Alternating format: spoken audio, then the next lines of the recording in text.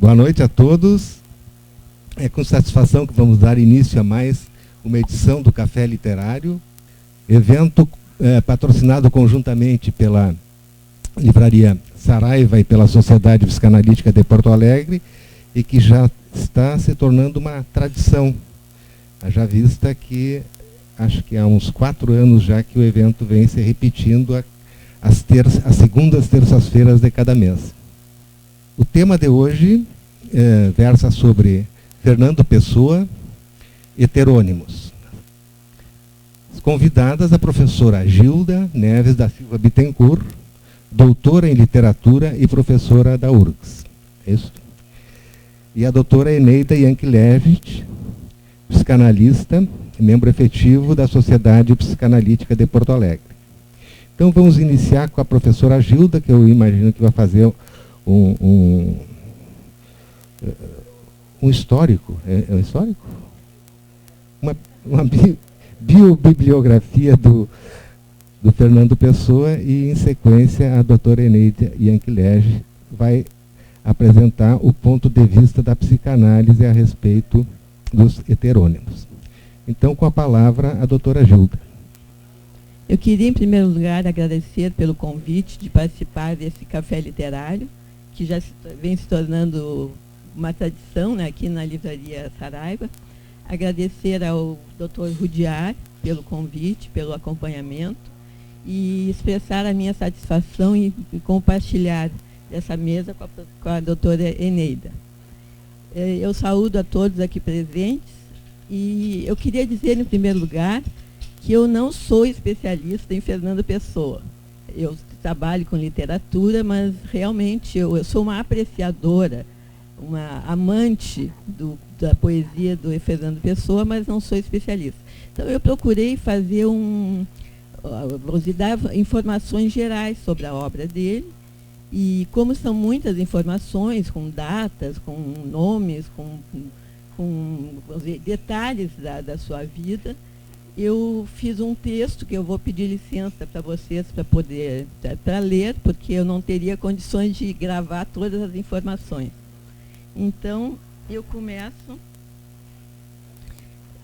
falando sobre os primórdios do Pessoa, né? Em primeiro lugar, sobre ele como pessoa.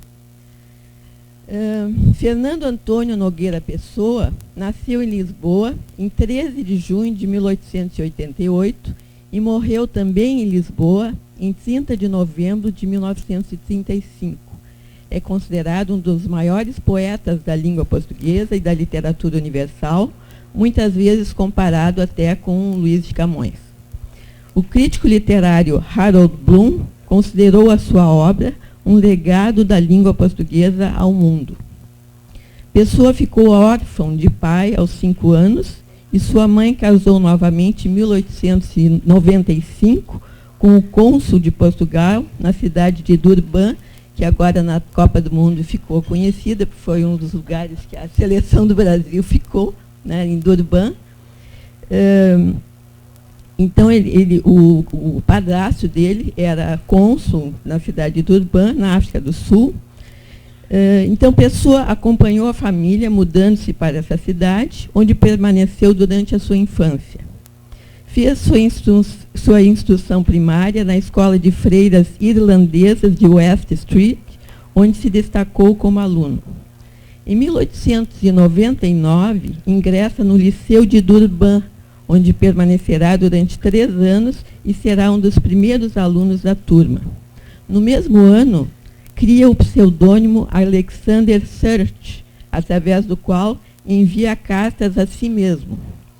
No ano de 1903, é aprovado com distinção no primeiro exame do Cape School Height Examination, onde permanece apenas por 1 ano e escreve os primeiros poemas em inglês. É nesse período que começa a criar várias personalidades literárias, poetas fictícios que vão assinar poemas que pretensamente eles escrevem. Tendo recebido uma educação britânica que lhe proporcionou um profundo contato com a língua inglesa, os seus primeiros textos e estudos foram em inglês. Mantém contato com a literatura inglesa através de autores como Shakespeare, Edgar Allan Poe, John Milton, Lord Byron, John Keats, Percy Shelley, Alfred Tennyson e outros.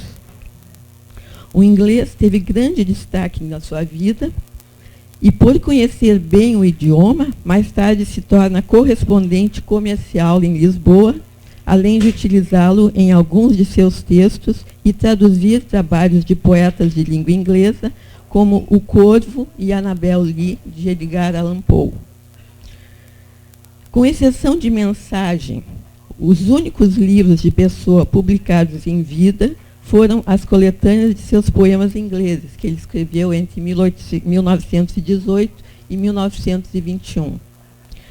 Depois de alguns anos em Durban, regressa definitivamente à capital portuguesa, sozinho, em 1905, onde passa a viver com a avó Dionísia e as duas tias na Rua da Bela Vista, número 17. Continua a produção de poemas em inglês e, em 1906, matricula-se no Curso Superior de Letras, hoje Faculdade de Letras da Universidade de Lisboa, que abandona sem completar o primeiro ano. É nessa época que entra em contato com importantes escritores portugueses, interessando-se pela obra de Cesário Verde e pelos sermões do padre Antônio Vieira. A partir de 1908, dedica-se à tradução de correspondência comercial, uma atividade a que poderíamos dar o nome de correspondente estrangeiro, profissão em que trabalharia a vida toda como um modesto funcionário público. Inicia a sua atividade de ensaísta e crítico literário com o artigo A Nova Poesia Portuguesa Sociologicamente Considerada, a que se seguiram um outro texto chamado Reincidindo e um terceiro texto chamado A Nova Poesia Portuguesa no seu aspecto psicológico, publicado em 1912 pela revista A Águia, órgão da Renascença Portuguesa. Fernando Pessoa morreu no dia 30 de novembro de 1935, com 47 anos, de cirrose hepática. Pode-se dizer que a vida do poeta foi dedicada a criar, e que, de tanto criar, criou outras vidas através dos seus heterônimos, o que foi a sua principal característica e motivo de interesse pela sua pessoa, aparentemente muito pacata. Ao tratar de temas subjetivos e usar a heteronímia, torna-se enigmático ao extremo. Este fato é o que move grande parte do interesse em estudar sua obra. O poeta e crítico brasileiro Frederico Barbosa declara, usando um trocadilho, que Fernando Pessoa foi, entre aspas, o enigma em pessoa. Em 1912, conhece o poeta Mário de Sá Carneiro, que viveu de 1890 a 1916, de quem se tornaria grande amigo. Em Paris, no dia 26 de abril de 1916, Sá Carneiro, após escrever cartas angustiadas a Fernando Pessoa, comete suicídio. Abalado com a morte do amigo, Pessoa toma para si a tarefa de organizar a sua obra.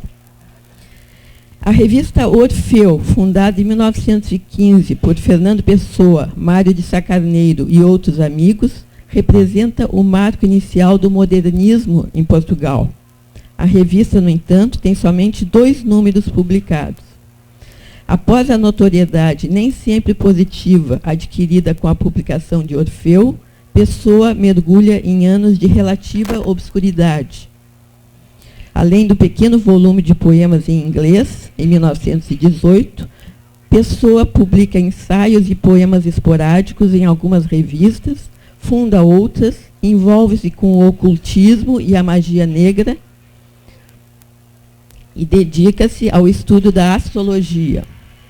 Em 1934, tomando dinheiro emprestado, publica o livro Mensagem e com ele participa do Prêmio Antero de Quental. Desde cedo, Fernando Pessoa inventa seus companheiros. Ainda em Durban, imagina os heterônimos Charles Robert Annon, H.M. Lesher, cria também um especialista em palavras cruzadas, Alexander Search, e outras figuras menores. Ao contrário dos pseudônimos, vários nomes para uma mesma personalidade, os heterônimos de pessoa constituem várias pessoas que habitam um único poeta. Cada um deles tem a sua própria biografia, sua temática e poética singulares e seu estilo específico. É como se os eus fragmentados e múltiplos explodissem dentro do artista, gerando poesias totalmente diversas. E o próprio Fernando Pessoa explicou os seus heterônimos. E, através de vários textos, ele procura configurar a biografia desses heterônimos. Então, diz o Pessoa: por qualquer motivo temperamental que não me proponho analisar, nem importa que analise, construir dentro de mim várias personagens distintas entre si e de mim. Personagens essas a que atribuí poemas vários que não são como eu, nos meus sentimentos e ideias, os escreveria. Assim, tem estes poemas de Caeiro, os de Ricardo Reis e os de Álvaro de Campos que serem considerados. Não há que buscar em quaisquer deles ideias ou sentimentos meus, pois muitos deles exprimem ideias que não aceito, sentimentos que nunca tive. Há simplesmente que os ler como estão, o que é, aliás, como se deve ler. Essa é a citação do Pessoa. Em outra ocasião, ele ainda acrescenta: desde criança tive a tendência para criar em meu torno um mundo fictício, de me cercar de amigos e conhecidos que nunca existiram. Mas seria no dia 8 de março de 1914 que os heterônimos começariam a aparecer com toda a força. Neste dia, Pessoa escreve, de uma só vez, os 49 poemas de O Guardador de Rebanhos, de Alberto Caeiro. Como resposta, escreve também os 6 poemas de Chuva Oblíqua, que assina com o seu próprio nome. Logo, inventaria Álvaro de Campos e, em junho do mesmo ano,